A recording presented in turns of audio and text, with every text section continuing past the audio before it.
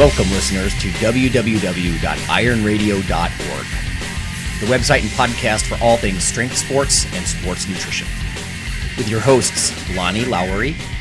Remember, Phil is like a gnarled old oak tree held together with scar tissue and bone spurs. Rob Fortney. And I'm telling you, the pain that I would suffer was beyond excruciating. And Phil Stevens. Do it, Rob. You'll kill all those nerves. Thanks for listening. Good morning, everybody. Go to strengthguild.com, strengthguild.com. Scroll down to the Iron Radio collections, and we've got new shirts and new banners for you to support the show. Everything from just a regular banner, regular shirt, to ones with sayings on them, like Lonnie's Phil is like a gnarled old oak tree shirt. And some news for you, we're going to have some contests for people who own these shirts and things. So if you support the show, we'll let you more on that later. So if you get in on these early, you can be one of the first people to win some prizes. So thank you very much. Go check out the site, strengthguild.com. Scroll down to Iron Radio Collections and support the show. Welcome, Iron Radio listeners. This is Lonnie Lowry. I'm an exercise physiology and nutrition professor of about 20 years, and I'm a former competitive bodybuilder. Yeah, this is Phil Stevens, strength coach, powerlifter, Highland Games athlete. I run Strength Guild. That's about it. Hey, is Dr. Mike T. Nelson, creator of the Flex Diet Cert, associate professor at the Carrick Institute, and still in Minnesota. My name is Ashleigh VanHouten. I can beat you because I'm in Ontario, so I think it's even colder. Yes. I'm a health and fitness podcaster. I'm a cookbook author, and I am also a former competitive bodybuilder. Sweet. Yeah. All right. We're going to start just with a few bits of news, and then I'm going to try to get out of the way and let Dr. Nelson lead this one. I did want to offer one tidbit from a listener. I just got this, and I just thought it was very cool. We have some very cool listeners. This is from Joe. We'll just leave it at that, Joe. He says, hi, guys. I'm just writing to let you know I made a donation to the website, catching up on episodes. I heard Lonnie's mic was on the fritz, and you had to get a new one. So everybody, if I sound different today, that's why I'm using some headset patching work here. And he said, it reminded me I missed the fall funds drive, so hopefully this will help with the bills. After years of listening so much to the nutrition and lifting knowledge, this is just second nature. It's worth much more than the donation, but it's a start. Happy to be in a position to be able to afford a donation and support you guys so young lifters have a place to find some extremely helpful, unbiased information. Keep it up, Joe. So thanks, awesome. Joe. Thanks, Joe. Just cool. Just cool. All right, quickly to the news. Strength and muscle sport news. I promised some of this last week. This first one came through Biomed Central, just sort of a clearinghouse, of course, search.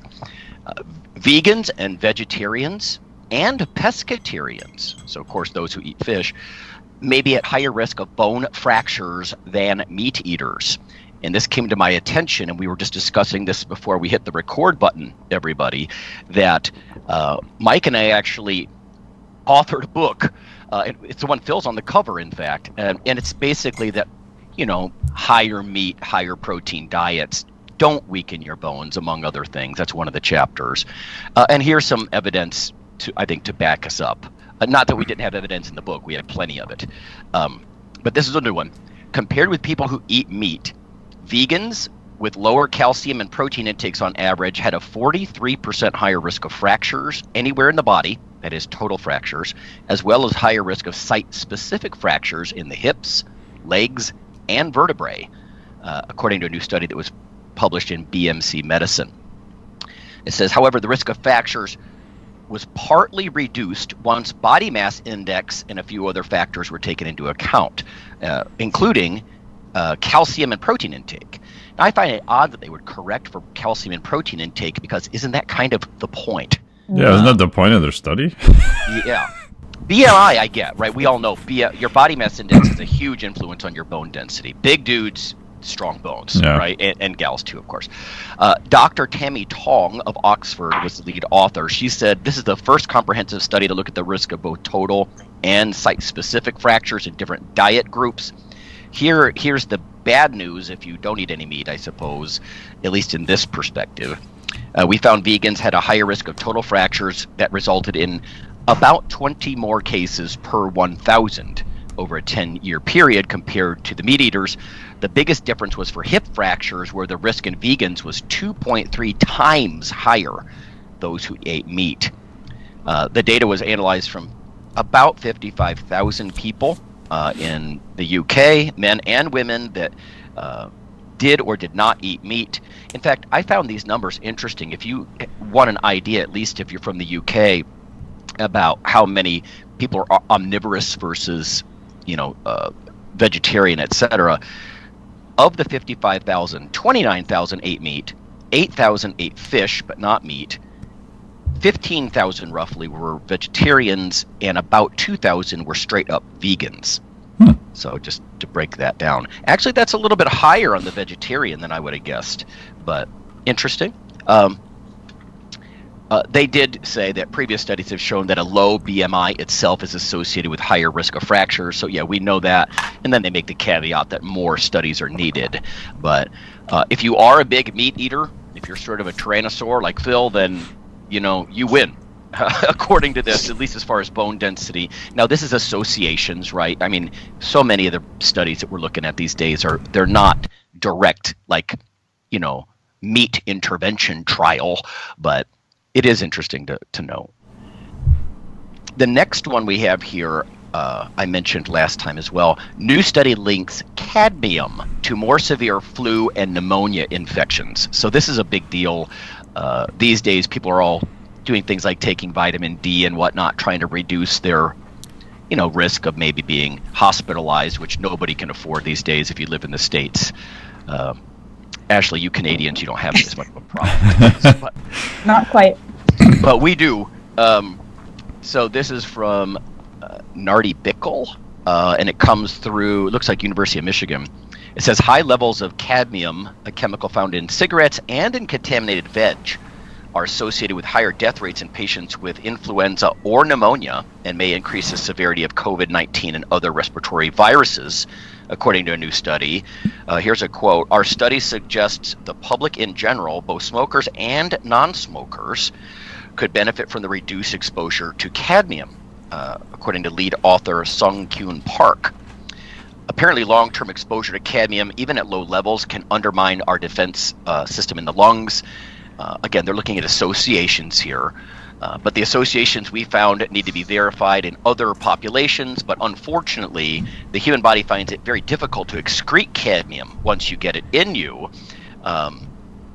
It says even compared to other toxic metals, and that's interesting. But anyway, it's present in many nutritious foods, means it's critical to try to reduce cadmium pollution, essentially, because the tobacco plant takes up cadmium, but other plants will too. So it says they use data from NHANES up through 2006, the National Health and Nutrition Examination Survey. After adjusting for age, sex, race, education, body mass index, serum cholesterol, and hypertension, so they're really trying to control for these things, researchers found that patients with cadmium levels in the 80th percentile were 15% more likely to die of flu or pneumonia compared with those below the 20th percentile, so people that aren't as contaminated. Now, this is sort of what I thought about our listeners. What are some of the foods that you should be aware of? Cereal, rice, organ meats, such as liver and kidney, soybeans, and leafy vegetables. Well, damn. Like, there goes a lot of carb and protein sources. And this is one of those things where, again, I keep threatening I'm going to write an article about, what may I eat. But it's one more thing to think about, that, plants will take up, minerals, metals from the soil. So something to think about, I suppose, that we might not have thought about before. But 15% higher risk, ain't nobody down here in the States have money for that. So... And then the last one, let me just share, Britain to restrict promotion of unhealthy foods starting in April 2022.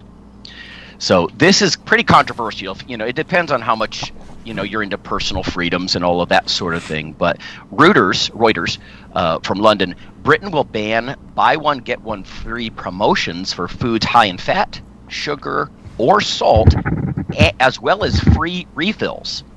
of sugary soft drinks in restaurants starting in April of 2022. The government said on Monday its latest plan to try to tackle the obesity epidemic. Much like Americans, about 2/3 of adults in England are overweight. 1 in 3 children leaving primary school are overweight or obese.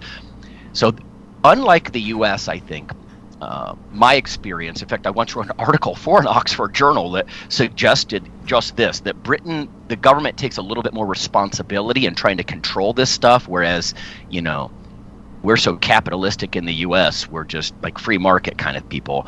So we don't limit this as much. Some of details, the measures will also restrict where in-store promotions on such products can be advertised, unhealthy promotions. And see, that's that kind of loaded word. Like, how do you define healthy? And I know they're saying low sugar, low fat kind of thing, but will not be allowed at the checkout counter, entrances to stores, or the ends of aisles. They hope that the measures will make it easier to make a healthy choice in your diet by not having stuff in your face so much. They also announced measures such as banning TV and online adverts for junk food. So taking an active role in, you know, I suppose a negative person, a devil's advocate, could say in your choice, right? I mean, like if you're on a keto diet, now you don't have as much awareness maybe of some higher fat food options that maybe you would eat. You know, like, you know, is saturated fat bad? That's a loaded discussion in a lot of ways. So, so Britain's getting in on it. So you could make the argument. I mean, this could be an entire podcast on its own, talking about the, you know, freedom of choice and our ability to kind of make up our minds for ourselves. But you could argue that we also are having choices made for us by how much junk food is being shoved down our throats figuratively all the time, the way that it's marketed, the way that it's, you know, the grocery store is laid out and things like that. Like if we think that isn't influencing us in any way, that's kind of crazy. But I also wonder, like, if you think back, and I don't know if this is the case everywhere in the world, or I think certainly in Canada, that we, like, you know, started putting cigarettes like sort of behind a thing instead of like right in front of the counter at the corner store, right? Did that stop people from smoking? I don't know. Like, people still know they're there. People still want their cigarettes. So it's kind of the same thing. Like, I wonder if that sort of thing actually is as effective as people would like to think. No, agreed. In fact, you know what? In class just this past week, we were talking about how other countries limit, especially more vulnerable populations like kids. I mean, look at boxes of kids' cereals and stuff like that, cartoon characters and colorful this and that. And, you know, they're purposely going after these kids to nag mom and dad to buy the sugar bomb cereal, you know, and other countries try to limit how many minutes a day right after school, for example, that kids might get that. You know, and here in the States, we commoditize everything, and so capitalism is we're not going to be as likely to do some of those things. But my concern would be more like, yes, I agree, like adults, totes. Adults have a capacity to make informed consent. Kids, maybe not so much, but I tend to err on the side that it's well-meaning. It's all going to come down to the execution, you know, like how well that works. But I think it could. Mm-hmm. Yeah. I do this weird thing with my kids. I tell them no, and it works. Yeah. You're a crazy man. What are you doing? God, I know. Such a bad parent. Bad parent. You can't have the whole box of candy. No. So. Mean. Yeah. Right. Yeah, I would love to see like a follow-up study, you know, in Britain to see, like you said, Lonnie, like you said, Ashleigh, did it work? Because I think, like, even with adults and cigarettes, like, I haven't looked at any of the data, but we must have data now in places that have tried to make it more restrictive and increase the price. And I haven't looked at any of that data, but my gut feeling, at least for adults and those types of products, is I don't think it's going to change a whole lot. But with kids, it's different. But I would love to see a follow-up study to see, you know, that what they implemented, did that actually move the needle? Did it make any difference at all? Yeah, I think something dramatic has to be done, like some kind of organizing on some level, because everything that we've been trying to do in exercise, phys, and nutrition for the past decades has done nothing or very little, Yeah. to curb the growth of obesity, right? The food marketing is more sexy than a dietitian being like, eat your beans and your whole grains and your green leafies, and it's it's really have an hard. apple. Right. Yeah. Sure. Like they're going to go right for that. Although, if they grow up in the right kind of environment, maybe they might do that every once in a while. So It is, I think, uniquely difficult to approach in the States, and to a slightly lesser extent, but still there in Canada, because we're very similar in a lot of ways. And I understand, the culture and capitalism, and how, if we give a little here, then what about our liberties in every other area of life? But I feel like with food specifically, it is such a pressing problem that we obviously have proven we do not know how to self-regulate, right? Like, I remember an example of this that was big a few years ago when I was living in New York City. They were doing that soda tax, right? Where it was like, you were taxing over like a certain ridiculous size of a soda, and people were like losing their shit. And I'm like, really, we're not taking away anybody's right to drink 4 liters of soda in a day. You just have to buy 3 or 4 instead of 1, and it might cost you 10 cents more. But we have proven that we don't know how to moderate this stuff. We don't know. And at what low point do we hit in society where so many people are sick and spending so much more money at the hospital because they don't want to spend money buying beverages, right?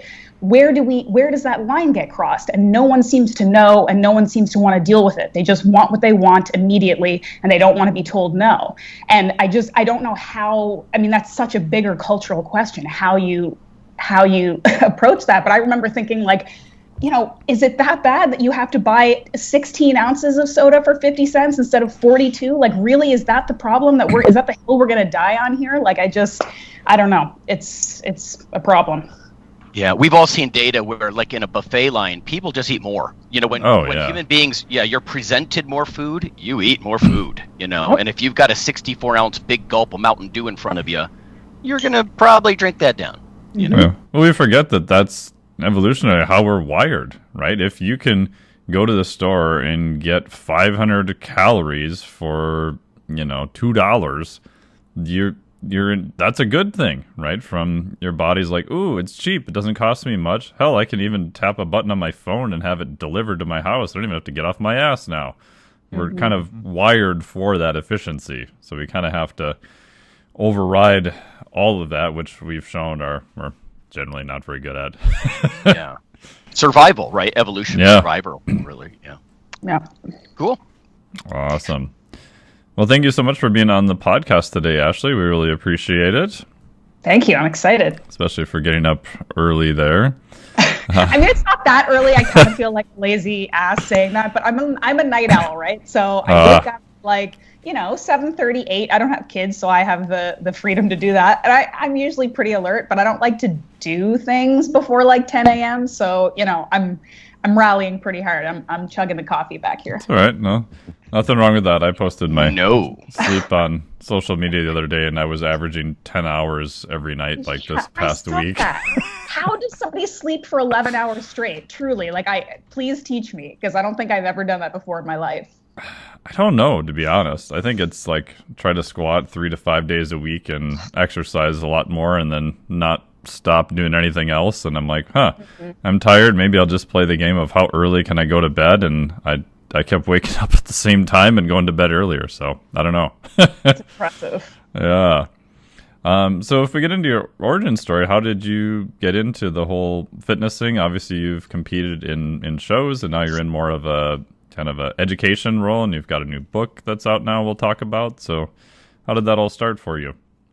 Yeah, I just I've always been interested in sort of human performance, just from more of a observer, bystander standpoint. I think I just grew up, with older brothers, and I watched a lot of wrestling and American Gladiators and World's Strongest Man and things like that. And I just sort of always loved strength and muscles and what the human body was capable of. And so it really was sort of more of a hobby for me until really probably until I graduated university and sort of found some sports that I had some aptitude in. I mean, I grew up doing things like swimming and gymnastics and stuff like that, but I never really considered myself much of an athlete. And then when I got out of university, I started dabbling in things like powerlifting and CrossFit when it was kind of big back in like 2008-ish.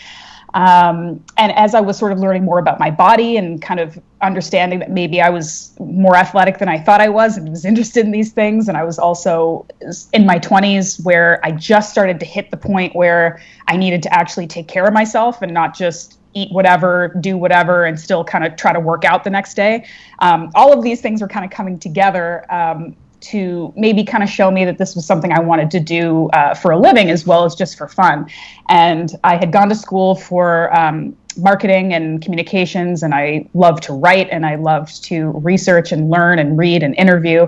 But I was working in a corporate kind of environment at the time and just sort of dabbling in this stuff on the side. And it really sort of took me probably 5 to 7 years to kind of get out of the corporate world and into more of a freelance entrepreneur kind of situation where I was making my own work and making my own jobs, starting with like freelance writing for a number of publications, things like Paleo Magazine and stuff like that, where I got to interview really smart, awesome people kind of at the leading edge of nutrition and wellness and ancestral health, which is something that I kind of, well, that's sort of how I live my life personally anyway. And yeah, so it just kind of slowly kind of steamrolled the more that I worked and the more that I kind of got into it and was learning about it for my own personal wellness.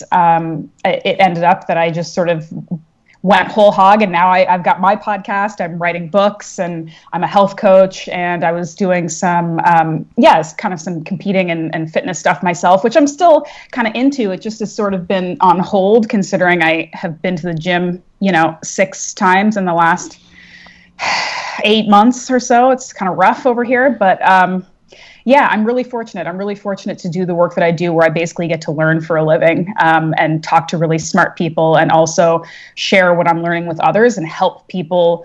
More than anything, not tell people what to do, but really what my goal is to just empower people to learn for themselves and figure things out for themselves. So I may have my own opinions about what I think is the best or most optimal way to eat and work out, cough, cough, organ meats and weightlifting. But I want people to just understand how to gather information, understand how to try things out and experiment on themselves, and to not kind of get too wrapped up in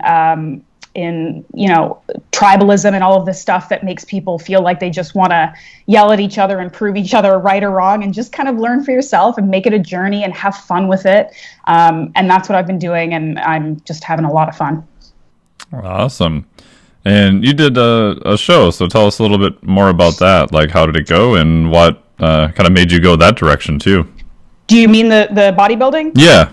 Yeah. So that was a little bit later. I think I did my first, I competed in figure, and I think I did that. I was like 29 when I did my first competition, and it literally was, it's so kind of cliche, but it was just one of those things where I'd been working out since I was 16 and like doing bicep curls and stuff, because I kind of never, I was like maybe the generation just before everybody started doing just squats all the time. So I was very like upper body focused, which I think is atypical for women. Also, again, I think it was like the gymnastics. I've always been really like upper body focus, which I don't think is maybe, or wasn't always normal. But anyway, and I just had people telling me like, hey, you should do this sometime. Like, you should do a show. Like, you got, great delts, whatever. And I was like, I can't eat properly for 3 months. That's not happening. And I think at just one point I just, I was looking for something to do. I really was looking for a challenge, and I wanted to, in the spirit of kind of constantly experimenting, I wanted to just try. I wanted to see if I was capable of following a really rigid plan. I wanted to see what my body was capable of doing and what it would look like to see my abs for the first time and all that good stuff. So I did it, and I did pretty well. I mean, I won the first competition. I made it to like a national level within 3 competitions, and I really enjoyed it. I think going into it a little bit, I say later in life, I was in my late 20s, but I think a lot of people who maybe get into it when they're really young, I guess I'm generalizing, but I just think the fact that I was a little bit older, a little bit more kind of comfortable with myself. I really didn't go into it like trying to prove anything to anybody but myself. And I think going into it with that kind of more relaxed feeling about it is one of the main reasons why I did so well, because I just didn't really care what happened. I was just like, hey, I got a six-pack. Like, I won already. I don't care about this. Like, I'm very proud of myself. And so I had a really fun time with it. And I remember when I was competing, I was doing a lot of, this is actually how I started kind of blogging and like communicating in an online format that wasn't professional, because I decided like I wanted to show my experience with this, because I feel like there's two main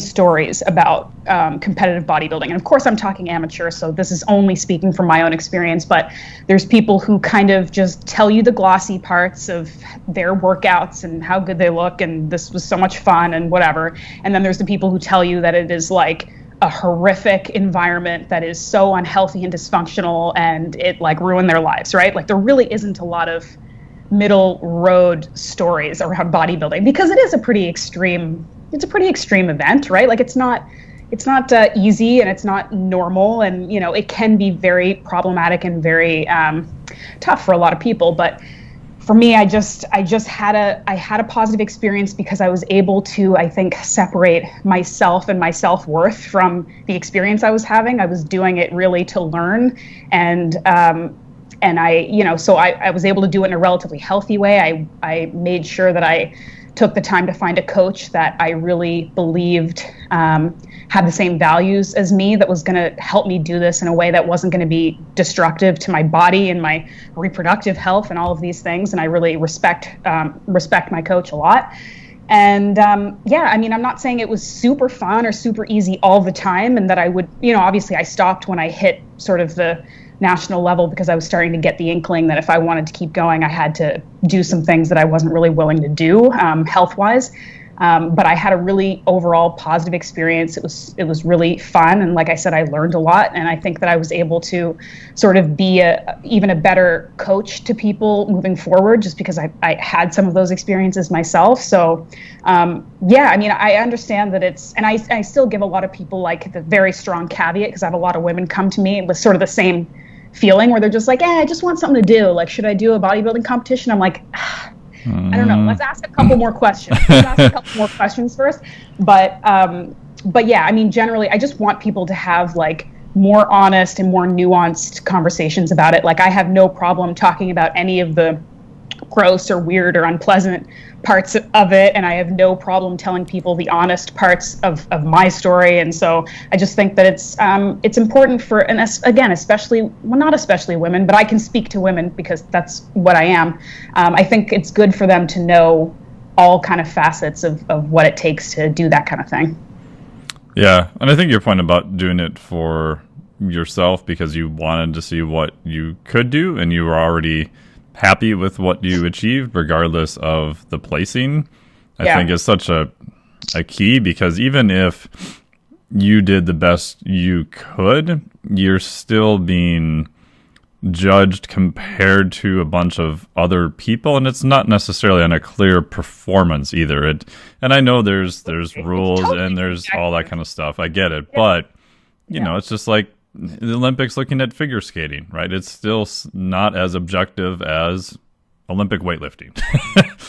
It's like a muscular beauty contest. Absolutely. Like I've never had any illusions that it was like an objective thing. And even when I was doing well, like a lot of the time I'm like, I definitely wasn't the buffest person out there. I probably was just the least scared because I didn't give a shit. I was just having a good time. And people can see that, you know, like that's one of the things that I really kind of took to heart when I was doing the actual competing part, which again, it's 2 seconds of the whole thing, right? Like if you can't enjoy the process, then you're really missing out, because the 30 seconds you're up on stage is not going to be validating for you.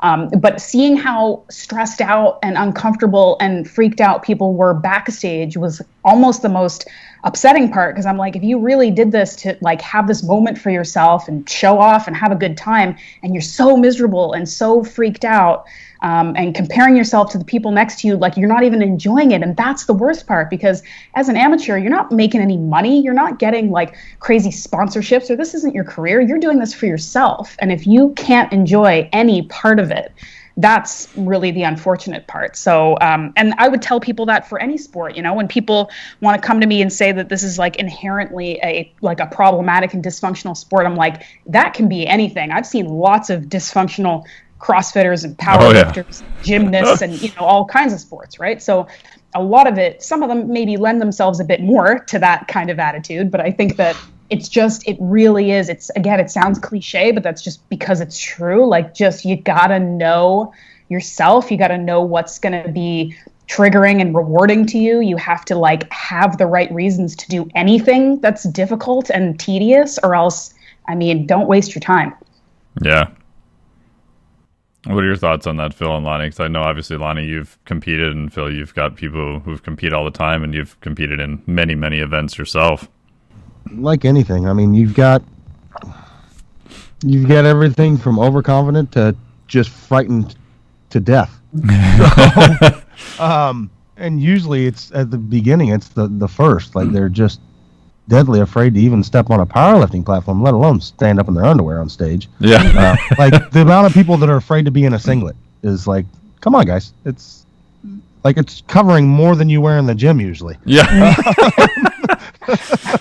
So, yeah, I mean, it's such an individual basis. You got to connect on them one at a time and just make them realize, relax. It's not the end of the world. You're not going to win the Olympia. You're not breaking, you know, world records. Go out and have fun. And that's usually my big deal, is just try and keep people to enjoy it. Yeah. And then they'll keep doing it. If you just do it for fun, and generally you'll do better. You know, if you actually go out there and have fun, now you'll start winning things because you're enjoying it. The people that are stressing over it too much, it's like they weigh too much on it. They're always looking at the records and this and that, and it's like, just stop and go have a blast, and you'll do well. So yeah. I mean, even the handful of meets I did some powerlifting meets early on, and it was the weirdest thing, because like I completely knew that there's no way I'm getting any record at all, period. I'm not even remotely close to it, but at the same time, I was just freaked the hell out, and I knew there was no reason to be afraid, other than I just hadn't, especially the first one, I didn't know what to expect, but I knew enough to know that at the end of the day it's going to be fine, but I could still feel myself getting like super nervous about it, and it's just it's very odd. And then of course I don't know, I just wanted to do it enough till I got to the point where, like you said, it wasn't as big of a deal, and I could just, you know, chill out and be more relaxed with the process itself. Yeah. And you always want the nerves there to a bit. Like, oh yeah, you don't have nerves, it just means you don't give a shit at all. Yeah. You know? Then you're not going to try. Like I had a meet not too many years ago where I really didn't care, and I didn't do that well.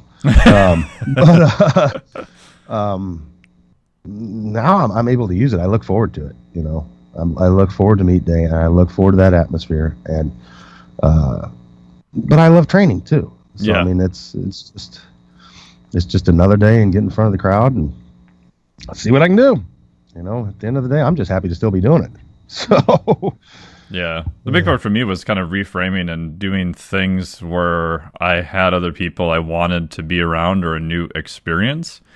Or like the first few powerlifting meets I did years ago, I didn't know a single soul. Like, I didn't have a coach. My coach was online. I didn't know anything. And for me, that was harder. And then when I started doing just some grip competitions locally, it's like, oh, well, I know all these people, right? And even going to, you know, Finland last year or the year before, it's like, well, I know most of the people there, and I'm just going to go have fun, do the best I can. I'm realistic of who's competing in my weight class, and yeah, some of my lifts are like 100 to 200 pounds below theirs, but it was still a fun experience, because I'm like, oh, it's just like hanging out with everyone I want to hang out with in a big gym in a different foreign country, and hey, this is kind of fun. Yeah.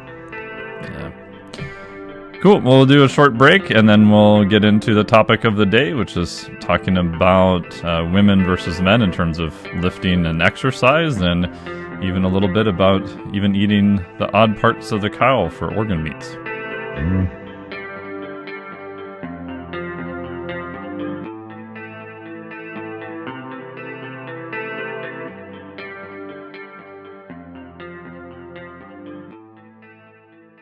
Hello there, ladies and gentlemen. Yeah, you know who this is. So I'm here to tell you about Dr. Mike T. Nelson's new book, Why You Should Eat Keto. I don't do it because, look at me. Come on, I'm fabulous and I'm fantastic. Anyway, you should text the Keto ebook, all in one word, to 44222 to receive your free copy. Do it now! Iron Radio is, of course, primarily a podcast. But over the years, there have been technical glitches calling for backup streaming and listeners who wanted the convenience of other sources of audio content. For this end, Iron Radio is now simulcast and backed up on YouTube. If needed, please search Lawnman07 or Iron Radio from within YouTube. There's not much video, but if you like to listen through YouTube on a Roku or other living room device, there you go. Okay, listeners, after more than a decade of joining us on the podcast airwaves, you can now also become viewers on YouTube. This is not our usual simple backup of the audio show, but rather a growing body of video taste tests covering various foods of interest to nutrition enthusiasts, bodybuilders, and powerlifters. From within YouTube, simply search for Iron Radio Taste Test or Nutrition Radio Taste Test. In about 15 minutes, we cover taste and texture similar to other products, usefulness to the co-hosts, and whether we would recommend the product to certain clients. You may even want to watch our podcast feed or Facebook group for which products are coming down the pike so you can taste test them with us. Join us for this new monthly project.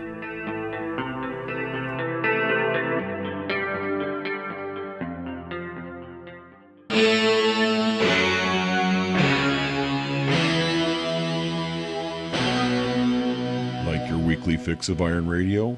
In addition to being a popular institute on iTunes, we are also on email. Simply go to www.ironradio.org and sign up for the voluntary email. You'll get a once per week email, no more. That's little more than the show notes and a link to the audio. So go for it. So we're back here with Ashleigh VanHouten and Phil Stevens, Dr. Lonnie Lowry, and myself. And the topic of the day is, do we think there's a lot of differences between women versus men in terms of, I guess you could say, exercise and maybe even nutrition programming? So I'll have Ashleigh just kind of start with that very open-ended question. Oh, geez, I gotta start. I thought you guys were gonna give me. Well, one thing that comes just to the top of my head right away, and again, this is completely just anecdotal based on my experience and working mostly with women clients. From the nutrition standpoint, I still, even though I'm in like a bubble of people who are really into fitness and nutrition and things like that, so it's not a typical maybe audience, but even within that audience, I do still have a hard time getting women to eat enough and fuel enough and look at food as fuel, because we have spent so much of our lives, most of us, either being taught or just kind of enacting this concept that we have to be restricting all the time, because we're constantly battling this body fat issue, right? So I find it incredibly difficult to convince women who aren't already, athletes who have had to experience this, that you need to eat enough to fuel yourself for muscle growth, which is going to then help you lose fat and look better. It's incredibly difficult to get that through to people. unless you just get somebody who's willing to literally try anything, because whatever they've been trying isn't working, and they're like, all right, I think you're going to make me fat and it's terrible, but I'll just try it for a couple of weeks and see what happens. But it's really, really difficult. And I've even had circumstances where I've worked with, and this is probably a problem anyway, but like with friends, for example, where we'll be together all the time, and what they're trying to do is lose fat and gain muscle, right? Very typical.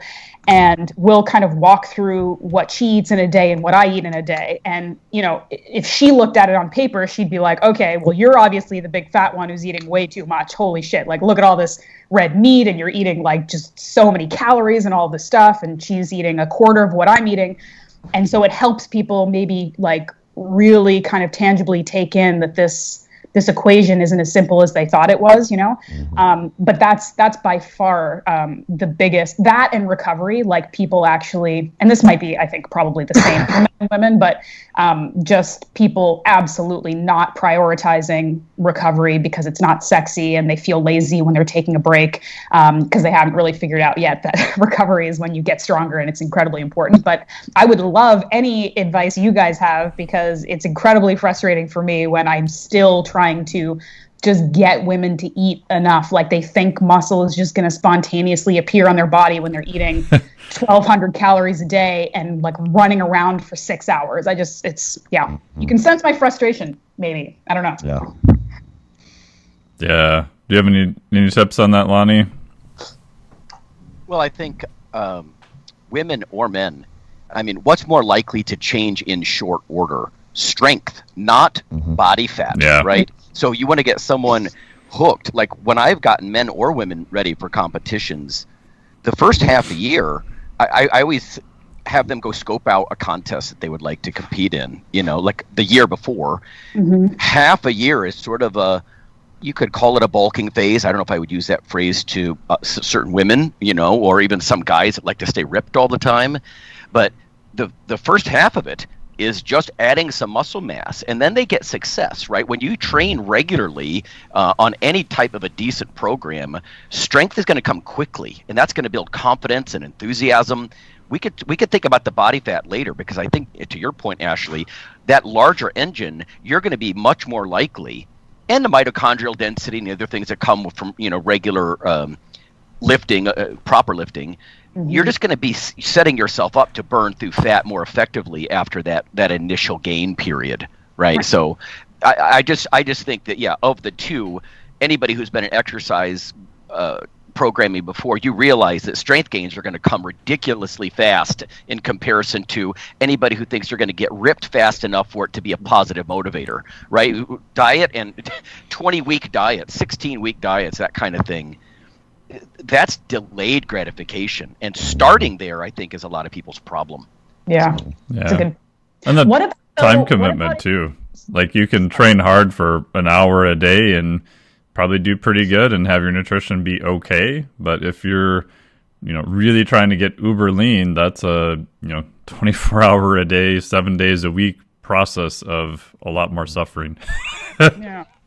What about if people don't really care about getting stronger? And I know that's only one subset, but there are a lot of people who really only care about aesthetics. And they've been taught all you got to do is cardio, calories in, calories out, eat the least amount of calories possible. And then we get into, again, I feel like one of the bigger problems is this sort of, they lose some fat, they lose weight, but they still don't like the way they look because they haven't built the muscle up. They don't have that kind of frame that they're actually looking for, because again, they're looking at people, maybe the people that they're looking up to on social media or online or whatever are people who are shilling for like Pilates classes or like vegan smoothies or something, and so they think like, this is what I have to do. It's a lot more work to build muscle, right? I mean, it takes a lot of time and a lot of effort, but how do you get through to people who are like, yeah, I'm not really in this for like an athletic thing. I just want to look better. Well, that was always me, actually. I mean, I was very interested in, I'm sort of artistically minded. Phil, you can appreciate this, right? Aesthetics. And to me, competing was... it was sort of a courage contest, because my story is very similar to yours, Ashleigh, except that for me, it was like a calling. From the time I was 12 years old, I'm listening to Tom Platz and reading articles about, it's almost like a calling, like a priest. This is something that, you just that's it. That's me. And so I threw myself into it completely. And I can tell, listening to all you guys, some people, they have to throw themselves into it completely to get a lot of meaning, and some people rather take a more, let's say, fair approach about, let's just see how I can do with this, But for me, the initial strength gains, just getting to the point, I guess, is that's going to breed the hypertrophy too. And do you want to have something to unveil when that body fat comes off? Because if not, you're going to get your ass handed to you. So. Yeah. Mm-hmm. Yep. What are your thoughts, Phil? I agree 100%. It's tough when you have somebody that's just purely aesthetic, and it's making them realize that, like we just talked about, that when they do get that body fat off, they're not going to be looking like they want to look like, that the person that they're looking at is carrying 25, 30 pounds more muscle than they are. Yeah. So, and it's hard to make them realize that. You got to have something, like Lonnie said, to unveil. Yeah. I'm lucky now in that for the last 10 years, I've built a gym that is like 70% female. So we have like a large group of women who have been at it for 10 years that new women can come in and look at them. They're strong. And, so my job is less now because I put in the work already. So my clients speak for themselves. So it's easier for me to convince a new person coming in. Hey, you just do what Gina's doing. Look, it's working. She's been doing it for 9 years and looks pretty good, huh? Let's try that. So that walking billboard over there, that's what you want to be, right? Okay, let's go that route. That makes it easier. But like I said, the groundwork has been laid. I don't have to talk people into it as much anymore. And then other generalities. I think in general, women to me are easier to coach. Yes. They weren't born with a penis, so they don't think they know everything as far as the weight room goes. So they'll listen. So they listen and okay, I'll do that. And we try it, and then it starts working. So, whereas especially with the younger kids, 15 to 25-year-old boys, I know everything. Oh yeah, okay, yeah, good. Yeah. So, yeah. So, it's for me. Yeah, and I think the environment is so huge too, because I've been lucky. We're down in Dr. Ben House's place in Uvita, in the middle of the jungle, where we'd have a lot of fitness professionals would come down there for 2 weeks of learning and lifting, and everybody stayed on premise, so they cooked all the food, and it was just an awesome experience. And I remember some of the newer people who would get dropped into that environment. One of them was like, "Oh, wow, all these women, they look great. They're really strong. And they eat a ton of food." Yeah. I'm like, yeah, but it's one thing for a coach to tell you that. It's another thing to be in an environment and to see it actually happening. That's a completely different thing. Yeah. I definitely think having more examples is important. But of course, the flip side of that too is, for every person that you see that's super strong and working hard and eating properly and all of those things, you see people who are being super disingenuous online and on social media who are completely hiding and lying. And it goes back to too, actually, the news piece that you were talking about, the vegetarian and bone density and stuff. Like, wasn't it literally a week ago that, or sometime similar, that Jillian Michaels went online and was like, if you eat protein, your bones will dissolve. And it's like, what?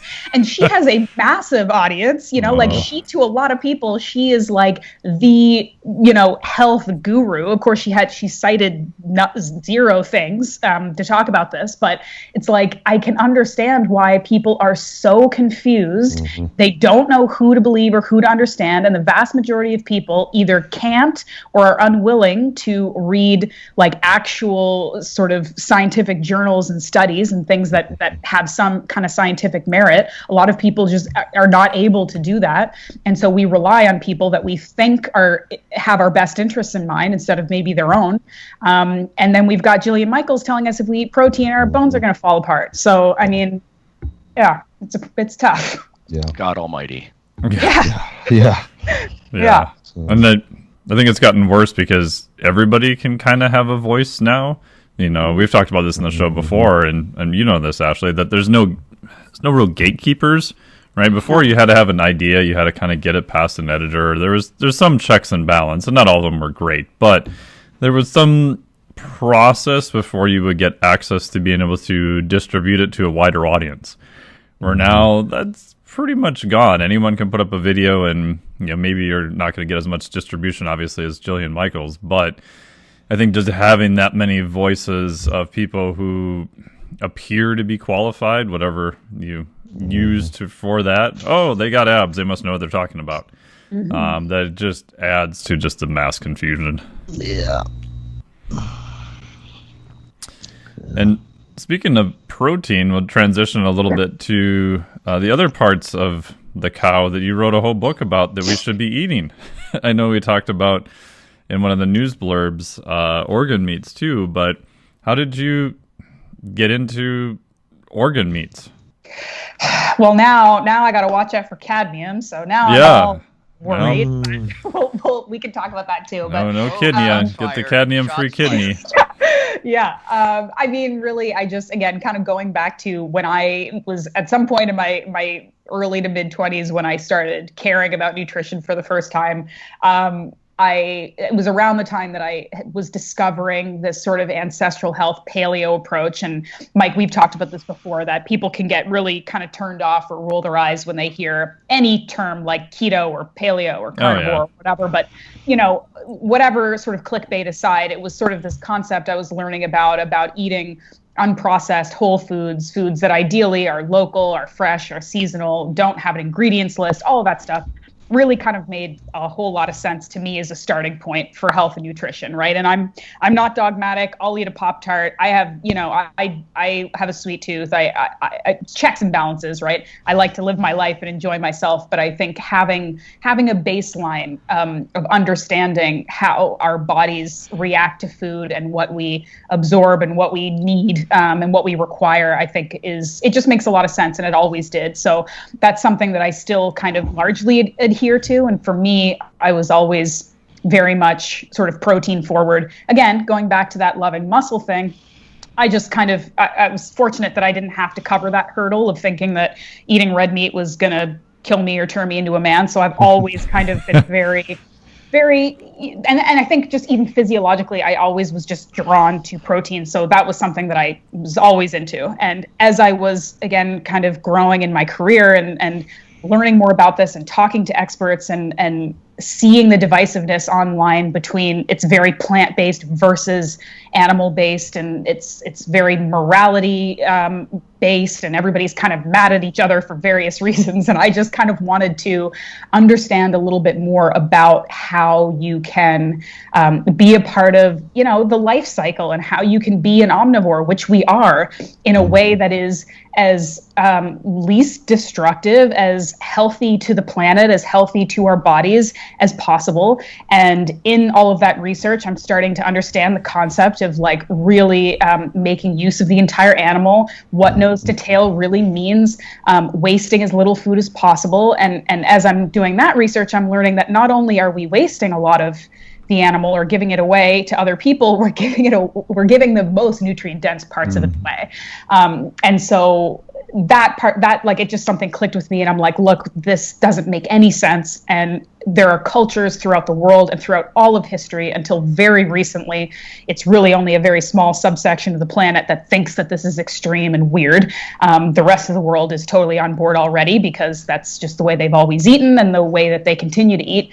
And so I was, kind of experimenting and trying some things for myself and sharing some of that on social media, and people were freaked out, but also really interested. And I thought maybe there's something to this. Maybe people are interested. And I think just the heightened interest that people have around food choices in general, I felt really strongly that this was something that I wanted people to know more about, and I wanted people to have more of an open mind around, and also look at it, similar to the way we were talking about bodybuilding and competing earlier, like just looking at it like an adventure and an experiment and something positive and fun that you're learning from, instead of this is weird and scary and I'm not interested, or I do it because I have to, like no one wants to look at their health or nutrition or fitness journey like a chore that they have to get through to get an end result. You want to look at the food that you eat and the workouts that you do as something that's a part of your life that you enjoy, that enriches you, right? And I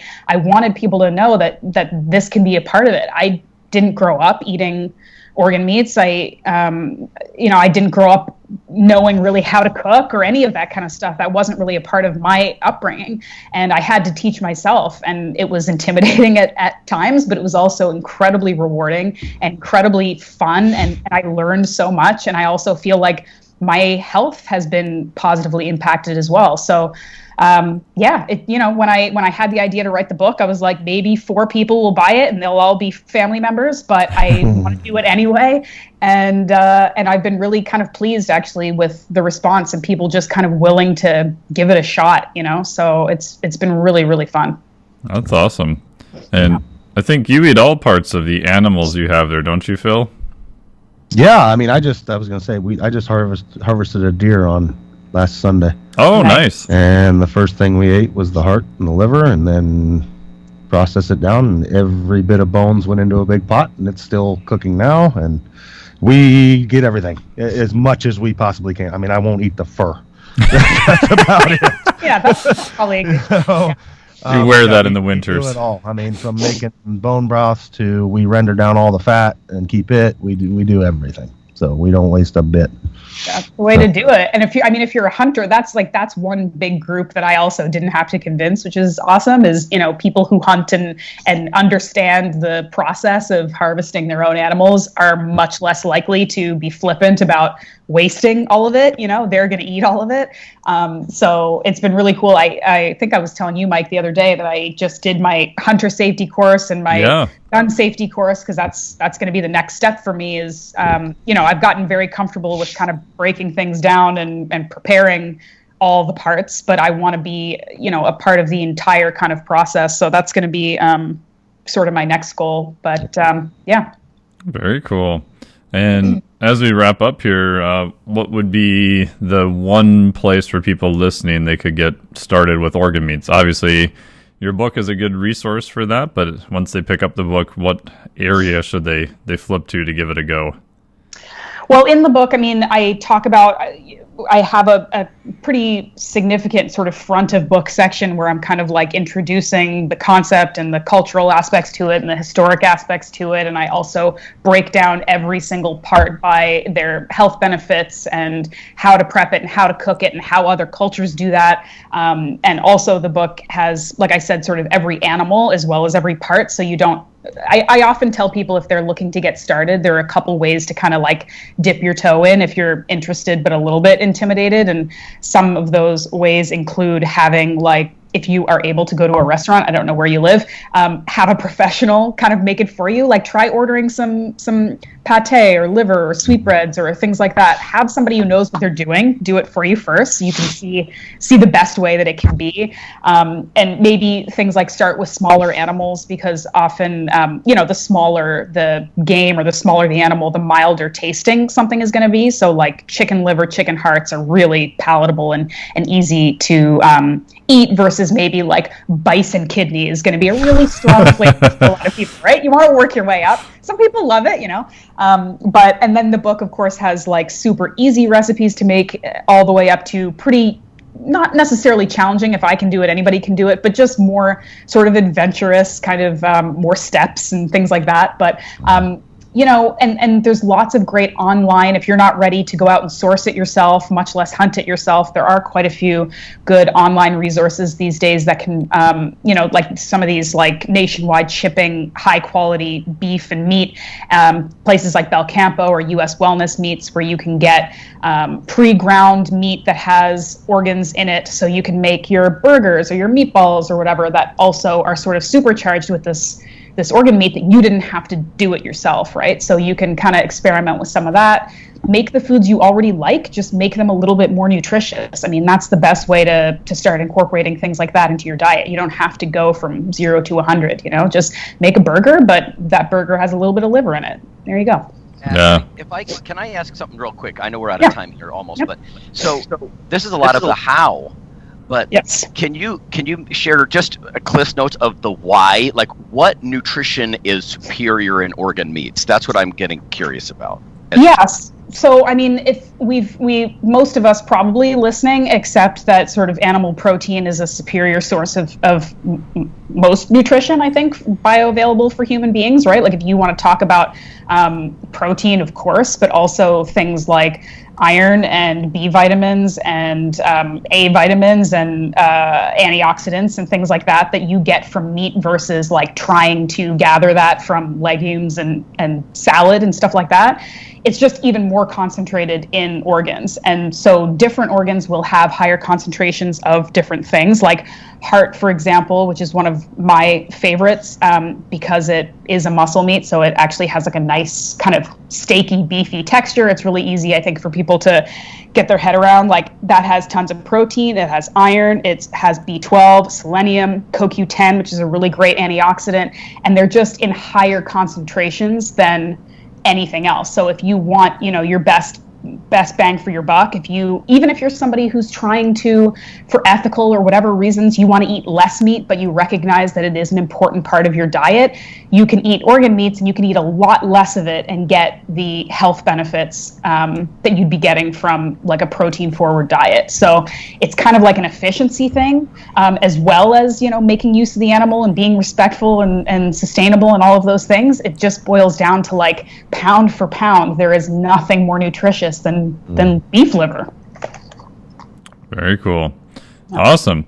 Well, thank you so much for all your time today. We really appreciate it. Where can the listeners find more about your book, It Takes Guts? Where can they pick it up, and where can they learn more about everything else that you have to offer? Yeah, thank you guys so much for your time. I appreciate it. I mean, you can, I'm online most on Instagram, so you can say hi to me or reach out there on Instagram at The Muscle Maven is my handle, and my website is just my name, AshleighVanHouten.com. You can sign up for my newsletter. All my information about the book and all the other stuff I'm doing is there, and you can reach out to me there. And then I also have my podcast, which is called Muscle Maven Radio, and you can listen to that wherever you listen to podcasts. Awesome. Thank you so much. Really appreciate it. Thank you. Thank you. Thank you.